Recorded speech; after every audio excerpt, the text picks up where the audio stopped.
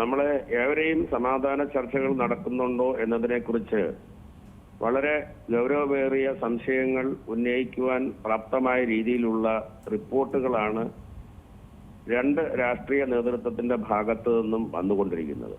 അപ്പോൾ സ്വാഭാവികമായും ഇത് ഏത് പാതയിലൂടെയാണ് മുന്നോട്ട് പോകുന്നത്? ഒരു സമാധാന ചർച്ച സാധ്യമാണോ?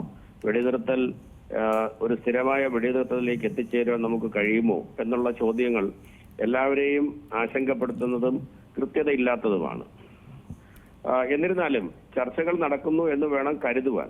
കാരണം കഴിഞ്ഞ ദിവസങ്ങളിൽ ട്രംപ് ഞങ്ങൾ ഉടനെ ആക്രമിക്കുമെന്ന് പറഞ്ഞതിന് ശേഷം Saudi Arabia, Kuwait, Qatar, UAE മുതലായ രാജ്യങ്ങളുടെ അഭ്യർത്ഥന പ്രകാരം ഞാൻ ഉടനെ ആക്രമിക്കുന്നില്ല, ചർച്ചകളുടെ സാധ്യതകൾ തുറന്നിട്ടിരിക്കുകയാണെന്ന് പറഞ്ഞിരുന്നു. അതേസമയം തന്നെ ഇന്നത്തെ വാർത്തകളിൽ നിന്ന് നമുക്ക് മനസ്സിലാകുന്നത് പാകിസ്ഥാനിലെ അവിടുത്തെ മിലിറ്ററി കമാൻഡർ നസീം മുനീറും ആഭ്യന്തര മന്ത്രി നഖ്വിയും ഒക്കെ ടെഹ്റാനിലേക്ക് പോയിട്ടുണ്ട്. ചർച്ചകൾ നടക്കുന്നു എന്ന രീതിയിൽ അവിടെ നിന്നുള്ള പ്രസ്താവനകളുണ്ട്. അപ്പോൾ നസീം മുനീർ അവിടെ പോകുന്നു എന്ന് പറയുമ്പോൾ ചർച്ചകൾ നടക്കുന്നുണ്ടെന്നും അതിൽ നേരിയ പുരോഗതി ഉണ്ടെന്നും വേണം നമുക്ക് മനസ്സിലാക്കുവാൻ സാധിക്കേണ്ടത്. അതേസമയം തന്നെ വാർത്തകളിൽ നിന്നും വിശകലനങ്ങളിൽ നിന്നും നമുക്ക് മനസ്സിലാകുന്നത് ഇരു രാജ്യങ്ങളും മുന്നോട്ട് വെച്ചിരിക്കുന്ന വ്യവസ്ഥകളിൽ പരസ്പരം ധാരണയിൽ എത്തിച്ചേർന്നിട്ടില്ല എന്നുള്ളതും നമ്മൾ വായിക്കേണ്ടതുണ്ട്. ഉദാഹരണമായിട്ട് ഇറാൻ അമേരിക്ക ആവശ്യപ്പെടുന്നത് ഇറാന്റെ ആണവ പദ്ധതി പൂർണ്ണമായും നിർത്തിവെക്കണമെന്നും സമ്പുഷ്ടീകരിച്ച ആണവ റിസോഴ്സസ് അമേരിക്കക്ക് കൈമാറണമെന്നും അത് ഇറാൻ ഒരിക്കലും അംഗീകരിക്കുന്നില്ല. അതുപോലെ തന്നെ ഹോർമൂസ് കടലിടുക്കിലെ നിയന്ത്രണം അമേരിക്കയ്ക്ക് വിട്ടുകൊടുക്കണം, അല്ലെങ്കിൽ ഇറാൻ ഏർപ്പെടുത്തിയിരിക്കുന്ന നിയന്ത്രണങ്ങൾ പൂർണ്ണമായും പിൻവലിക്കണമെന്നും. ഇത് രണ്ടും അമേരിക്ക മുന്നോട്ട് വെച്ചിരിക്കുന്ന പ്രധാനപ്പെട്ട ആവശ്യങ്ങളാണ്. പക്ഷെ അത് രണ്ടും അങ്ങനെ അംഗീകരിച്ചു തരുവാൻ കഴിയില്ല എന്ന് ഇറാൻ പല ആവർത്തി പ്രഖ്യാപിച്ചിട്ടുണ്ട്. ഇതേ സമയം തന്നെ നമ്മൾ ഇതിലെ മറ്റൊരു പ്രധാന കക്ഷിയായിട്ടുള്ള ഇസ്രായേൽ മുന്നോട്ട് വയ്ക്കുന്ന യുദ്ധം അവസാനിപ്പിക്കുവാൻ ഇസ്രായേൽ മുന്നോട്ട് വയ്ക്കുന്ന വ്യവസ്ഥകൾ നമ്മൾ പഠിക്കുകയും മിസൈൽ ലോഞ്ച് ചെയ്യുകയും ചെയ്യേണ്ടതുണ്ട്. അവർ മുന്നോട്ട് വയ്ക്കുന്നത് ഇതിൽ പ്രധാനപ്പെട്ടത് ആണവായുധങ്ങൾ പൂർണ്ണമായിട്ടും ഇറാൻ പൂർണ്ണമായും നിർത്തിവെക്കണം. രണ്ടാമത്തത് അവരുടെ മിസൈൽ പദ്ധതി ഉപേക്ഷിക്കണം. 3, ഇറാൻ അവരുടെ നിഴൽ സംഘങ്ങളെ ഉപയോഗിച്ച് നടത്തുന്ന യുദ്ധങ്ങൾ, അത് ലെബനോനിലാണെങ്കിലും ഗാസയിലാണെങ്കിലും ഒക്കെ, അത് പൂർണ്ണമായിട്ടും നിർത്തണം. പക്ഷെ ഈ കാര്യങ്ങളിലൊന്നും ഒരു ധാരണയിൽ എത്തിയിട്ടില്ല എന്നത് വേണം നമുക്ക് മനസ്സിലാക്കുവാൻ. ഇതേ സമയം തന്നെ ഇറാൻ ഒമാനുമായി ചേർന്നുകൊണ്ട്, ഒമാൻ ശരിക്കും പറഞ്ഞാൽ അമേരിക്കയുടെ ഒരു സഖ്യകക്ഷി പോലെയുള്ള ഒരു രാജ്യമാണ്. ഇവർ രണ്ടുപേരും കൂടെ ചേർന്ന് ഹോർമൂസ് കടലിടുക്കിൽ ഒരു ടോൾ ഏർപ്പെടുത്തുന്നതിനെ കുറിച്ച് ചർച്ചകൾ നടക്കുന്നു. എന്നാൽ അത് അമേരിക്ക അംഗീകരിക്കുന്നില്ല. ഈ അവസരത്തിൽ അമേരിക്ക മറ്റൊരു പ്രസ്താവന കൂടി നടത്തിയിട്ടുണ്ട്. ഞങ്ങൾ ഹോർമൂസ് കടലിടുക്കിന്റെ നിയന്ത്രണം പൂർണ്ണമായി ഏറ്റെടുത്തു കഴിഞ്ഞുവെന്ന്. അത് എത്രമാത്രം സത്യസന്ധമാണ് എന്ന് നമുക്ക് മനസ്സിലാക്കുവാൻ കഴിയുന്നില്ല. അപ്പൊ ഇങ്ങനെ പരസ്പര വിരുദ്ധമായിട്ടുള്ള, പരസ്പരം അംഗീകരിക്കാൻ കഴിയാത്ത, പരസ്പര ഒരു സമാധാന ഉടമ്പടിയിലേക്ക് എത്തിച്ചേർന്നു എന്ന് മനസ്സിലാക്കാൻ പറ്റാത്ത രീതിയിലുള്ള ചർച്ചകൾ, പ്രസ്താവനകളാണ് ഇരുഭാഗത്തു നിന്നും വന്നുകൊണ്ടിരിക്കുന്നത്. അതിന്റെ അടിസ്ഥാനത്തിൽ, ഈ പ്രസ്താവനകളുടെ അടിസ്ഥാനത്തിൽ എന്തായിരിക്കാം യുദ്ധം അവസാനിക്കാൻ സാധ്യതയുണ്ടോ, ചർച്ചകൾക്ക് പുരോഗതിയുണ്ടോ എന്ന് നമുക്ക് കൃത്യമായിട്ട് പറയാൻ പറ്റുന്നില്ല. കാരണം ഇവരാരും കൃത്യമായ ഒരു വിവരവും നമുക്ക് തരുന്നില്ല. പക്ഷെ എന്നിരുന്നാലും സാങ്കേതികമായ വെടിനിർത്തൽ ഇപ്പോഴും തുടരുന്നു. വലിയ രീതിയിലുള്ള അക്രമങ്ങളോ ഒന്നും തന്നെ അങ്ങോട്ടും ഇങ്ങോട്ടും നടക്കുന്നില്ല എന്നുള്ളതിൽ നിന്ന് ഇപ്പോഴും ചർച്ചകളുടെ ഒരു സാധ്യത, വാതിലുകൾ തുറന്നിടുകയും അതിനു വേണ്ടിയിട്ടുള്ള ശ്രമങ്ങൾ നന്നായി നടക്കുന്നുവെന്ന് വേണം മനസ്സിലാക്കുവാൻ. ഇതിനോടൊപ്പം തന്നെ, ഈ പ്രസ്താവനകളോടൊപ്പം തന്നെ മറ്റൊരു കാര്യം കൂടി നമുക്ക് വായിച്ചെടുക്കാവുന്നതാണ്. ഇരു രാജ്യങ്ങളിലും ഈ യുദ്ധവുമായി മുന്നോട്ട് പോകുന്നതിന് പല രീതിയിലുള്ള പ്രതിസന്ധികളുണ്ട്. എന്നാണെങ്കിൽ അമേരിക്കയിൽ കോൺഗ്രസിൽ യുദ്ധം അവസാനിപ്പിക്കാൻ വേണ്ടിയിട്ടുള്ള വോട്ടെടുപ്പ് മുന്നോട്ട് വയ്ക്കുന്നതിൽ റിപ്പബ്ലിക്കൻ പാർട്ടിക്ക്, അതായത് ട്രംപിന്റെ പാർട്ടിക്ക് ഉറപ്പില്ല അതിന് അമേരിക്ക പ്രസിഡന്റിന് വേണ്ട രീതിയിലുള്ള അനുവാദം കൊടുക്കുമോ എന്നുള്ളത്. അതായത് ആഭ്യന്തര അമേരിക്കൻ രാഷ്ട്രീയത്തിൽ ട്രംപിന്റെ ഇപ്പോഴത്തെ റേറ്റിംഗ് വളരെ കുറവാണ്. അത് പ്രധാനമായും ഈ ആവശ്യമില്ലാത്ത യുദ്ധവുമായി മുന്നിട്ടിറങ്ങിയത് മൂലം ഉണ്ടായിട്ടുള്ള തിരിച്ചടികളും അമേരിക്ക നേരിട്ടുകൊണ്ടിരിക്കുന്ന നാണക്കേടും യുദ്ധം അവസാനിപ്പിക്കാൻ കഴിയാത്ത രീതിയിൽ അതിൽ കുഴഞ്ഞു മറിഞ്ഞു കിടക്കുന്നതുമാണ് അമേരിക്കയെ ബുദ്ധിമുട്ടിലാക്കുന്നത്, ട്രംപിനെ ബുദ്ധിമുട്ടിലാക്കുന്നത്.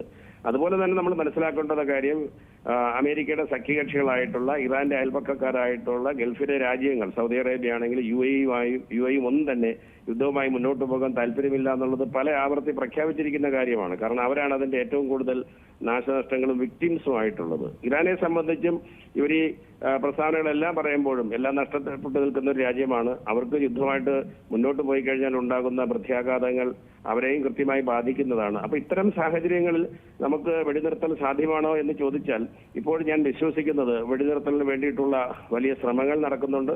സ്റ്റോക്ക് മാർക്കറ്റിലൊക്കെ ആണെങ്കിൽ ചെറിയ രീതിയിലുള്ള മുന്നേറ്റ ചലനങ്ങൾ കാണാം.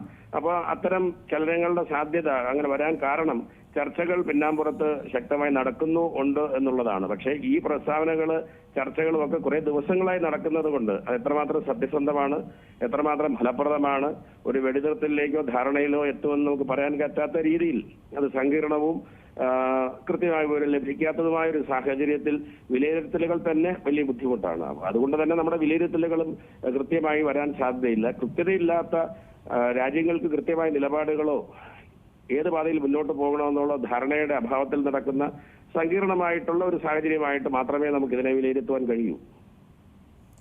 അതെ, അതോടൊപ്പം തന്നെ ഈ ഇറാന് നൽകിയിട്ടുള്ള സമയം അത് അതിക്രമിച്ചുകൊണ്ടിരിക്കുകയാണ്. ഈ സമയം എത്രത്തോളം അതിക്രമിക്കുന്നുവോ അപ്പാടെ തന്നെ ഇറാനെ നശിപ്പിക്കുമെന്നാണ് ട്രംപ് പറയുന്നത്. നമുക്കറിയാം, ഈ ട്രംപ് അധികാരത്തിലേക്ക് എത്തുന്നത് തന്നെ യുദ്ധം സമാധാനം പുലരണം എന്നുള്ളൊരു കാര്യം മുന്നോട്ട് വെച്ചുകൊണ്ടാണ്. അങ്ങനെയുള്ള ട്രംപിന് ഇത് എങ്ങനെ പറയാൻ സാധിക്കും? ഈ ഒരു നിലപാട് മാറ്റുക എന്ന് പറയുന്നത് എളുപ്പമാണോ ട്രംപിനെ സംബന്ധിച്ച്?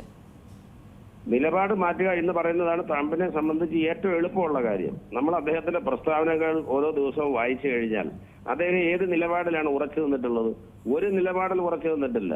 ഈ യുദ്ധത്തിന്റെ കാര്യത്തിൽ മാത്രമല്ല, അമേരിക്കയുടെ ആഭ്യന്തര രാഷ്ട്രീയത്തിലെ നിലപാടുകളിൽ പോലും അദ്ദേഹം ഉറച്ചു നിന്നിട്ടില്ല. അതുകൊണ്ട് നിലപാടുകൾ മാറ്റുക എന്ന് പറയുന്നതാണ് ട്രംപിന്റെ നയം.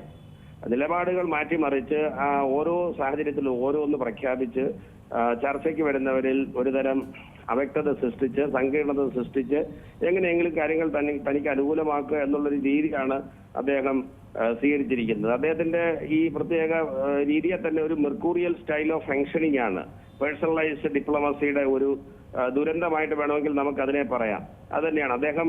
എനിക്ക് തോന്നുന്നത് ഭരണത്തിൽ വന്നപ്പോൾ ഒരു ബിസിനസ്സുകാരൻ എന്നുള്ള രീതിയിൽ യുദ്ധം ഉണ്ടാകുന്നത് ലോകത്താകമാന സാമ്പത്തിക പ്രത്യാഘാതങ്ങളും അദ്ദേഹത്തിന്റെ വലിയ ബിസിനസ് സാമ്രാജ്യത്തെ ബാധിക്കുമെന്നുള്ളത് കൊണ്ട് യുദ്ധം അദ്ദേഹം ഒരിക്കലും ഒരു ഓപ്ഷനെ കണ്ടിരുന്നില്ല. എന്നാൽ ഈ വെനസ്വേലയെ പ്രസിഡന്റിനെ പിടിച്ചുകൊണ്ട് പോയിട്ട് അവരുടെ എണ്ണ കൈവശപ്പെടുത്തി ആ എണ്ണ വ്യാപാരത്തിന്റെ ലാഭം കൊയ്യുവാനുള്ള ഒരു അവസരം അമേരിക്കയ്ക്ക് വന്നപ്പോൾ അദ്ദേഹത്തിന് മനസ്സിലായി ഇത്തരമുള്ള ചെറിയ പരിപാടികളിലൂടെയൊക്കെ ലോകരാജ്യങ്ങളുടെ മേൽ തങ്ങളുടെ ശക്തി ഉപയോഗിച്ച് ചെറിയ രീതിയിൽ പെട്ടെന്ന് ഇവിടെ രീതിയിലാക്കി അവിടെയുള്ള എണ്ണ ശേഖരത്തിന്റെ സമ്പത്ത് കൈക്കലാക്കി ലോക സമ്പദ്ഘടനയെ നിയന്ത്രിക്കുകയും തങ്ങൾക്ക് അതിൽ നിന്ന് ലാഭം കൊയ്യാൻ കഴിയും എളുപ്പത്തിൽ ചുളുവിൽ കുറുക്കുവഴിയിലൂടെ എന്നുള്ളൊരു ധാരണയിലായിരിക്കാം ഇറാനിലേക്ക് വന്നത്. അപ്പൊ ഇറാനിൽ വലിയ രീതിയിലുള്ള നാശനഷ്ടങ്ങൾ അമേരിക്ക ഉണ്ടാക്കിയിട്ടുണ്ടല്ലോ. പരമോന്നത നേതാവ് കൊല്ലപ്പെട്ടല്ലോ, ഒട്ടനവധി നേതാക്കൾ മരിച്ചു.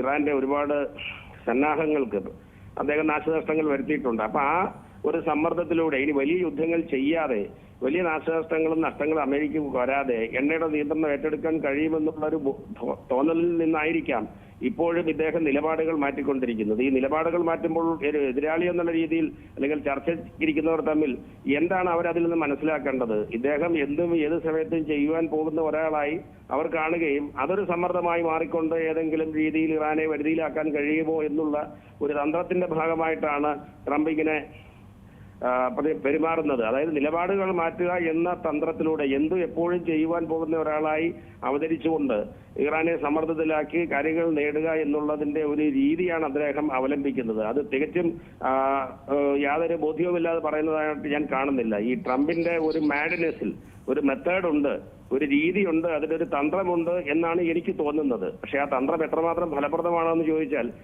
ഇതുവരെ അത് ഫലപ്രദം ഇറാന്റെ അടുത്തായിരുന്നില്ല എന്ന് വേണം നമ്മൾ മനസ്സിലാക്കുവാൻ.